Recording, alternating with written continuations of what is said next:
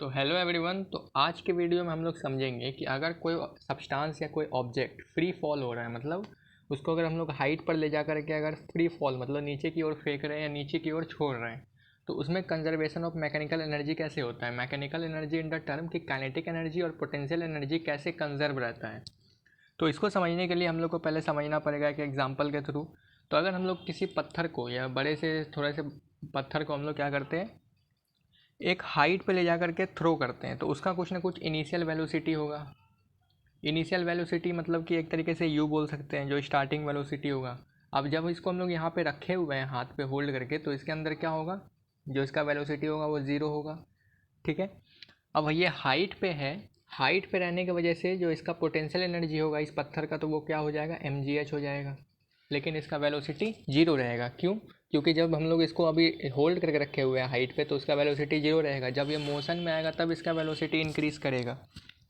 फिर उसके बाद क्या करते हैं, इट्स काइनेटिक एनर्जी जैसे ही हम लोग इसका हाइट पे लेके जाते हैं तो वो डिक्रीज़ रहता है। मतलब कि जब हम लोग इसको हाइट पे रखे हुए हैं तो काइनेटिक एनर्जी इसका क्या रहेगा, लो, मतलब कि डिक्रीज़ रहेगा, लोअर रहेगा। ठीक है। और इसका जो पोटेंशियल एनर्जी है वो इंक्रीज़ रहेगा। क्यों? क्योंकि हाइट में ये ऊंचे, मतलब कि हाइट पे है थोड़ा, इसी की वजह से। The motion is such that each point of mechanical energy remains conserved, जिसके वजह से क्या होता है कि जो ये मोशन जैसे इंक्रीज़ होगा, जैसे ये पत्थर नीचे की ओर आएगा, तो इसका हर एक पॉइंट पर अगर हम लोग चेक करें, अगर इस पॉइंट पर अगर हम लोग चेक करेंगे तो इसका जो मैकेनिकल एनर्जी रहेगा वो मतलब कि सेम मिलेगा। मतलब जो सम ऑफ पोटेंशियल एनर्जी होगा और जो सम ऑफ काइनेटिक एनर्जी होगा वो दोनों सेम मिलेगा, कंजर्व मतलब कि फिर वो मिलेगा, कांस्टेंट मिलेगा। ठीक है।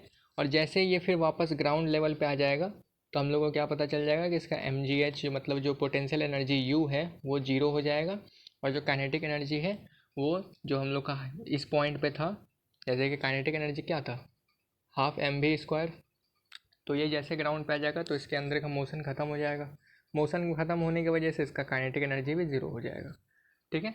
इसको हम लोग डेरिवेशन के फॉर्म में अगर समझे तो कैसे समझ सकते हैं।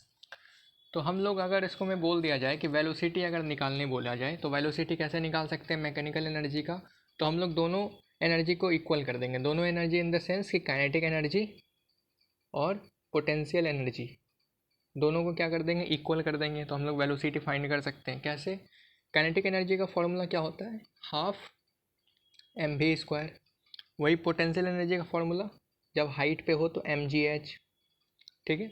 इसमें से अगर हम लोग को सिर्फ वेलोसिटी फाइंड करना हो तो हम लोग क्या करेंगे, इधर का m उधर का m कैंसिल आउट हो जाएगा, ये 2 इस तरफ चला जाएगा, मल्टीप्लिकेशन में हो जाएगा।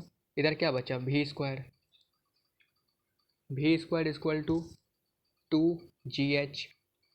इसको अगर हम लोग और सॉल्व करें तो इसका स्क्वायर अगर इस तरफ चला जाएगा तो ये स्क्वायर रूट हो जाएगा, तो v equal to square root 2gh।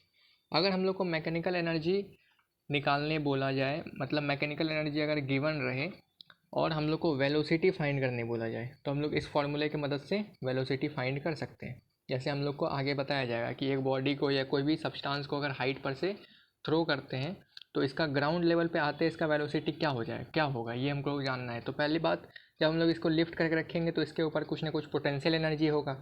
जब हम लोग इसको छोड़ेंगे तो इसके अंदर काइनेटिक एनर्जी जनरेट होगा, तो उसका वेलोसिटी अलग होता है। फिर जैसे ये ग्राउंड लेवल पे पहुंच जाएगा तो फिर इसका वेलोसिटी में कुछ चेंजेस आएगा। तो इसको फाइंड करने के लिए हम लोग को ये फॉर्मूला काम आता है। ठीक है। अब हम लोग जानेंगे कि conservation of mechanical energy simple pendulum में कैसे होता है। जैसे कि एक पेंडुलम अगर एक स्ट्रिंग के सहारे या एक धागे के सहारे, एक पेंडुलम का बॉब जो है वो एक तरीके से लटक रहा है। ठीक है।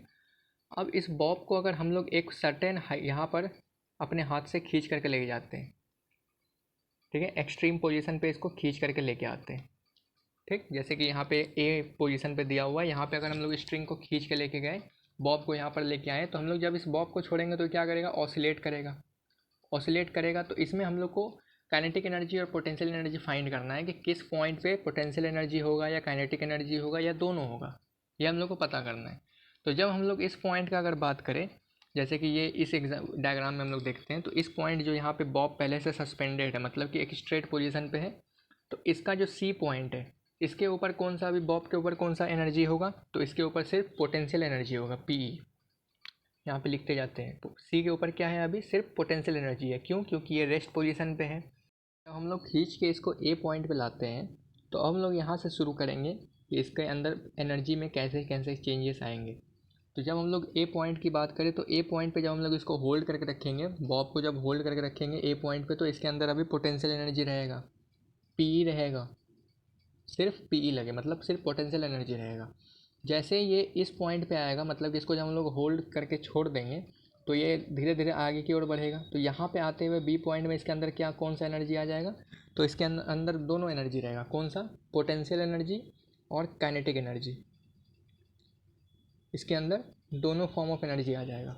जैसे ही ये सी पॉइंट पे आएगा तो सी पॉइंट के इसके अंदर सिर्फ कौन सा एनर्जी रहेगा, तो काइनेटिक एनर्जी, क्योंकि हम लोगों ने यहाँ से इसको खींच के यहाँ पे लाया हुआ था। तो इसके अंदर अब जब हम लोग सी पॉइंट वापस से बात करें तो इस पॉइंट पे ये कौन सा एनर्जी आएगा इस पर, तो इसके ऊपर रहेगा ये काइनेटिक एनर्जी, क्योंकि ये मोशन में रहेगा उस टाइम। ठीक है। डी पॉइंट की बात करें तो सेम यही बी पॉइंट की तरह जैसे यहाँ पे था, सेम पी ई और के ई दोनों लगेगा।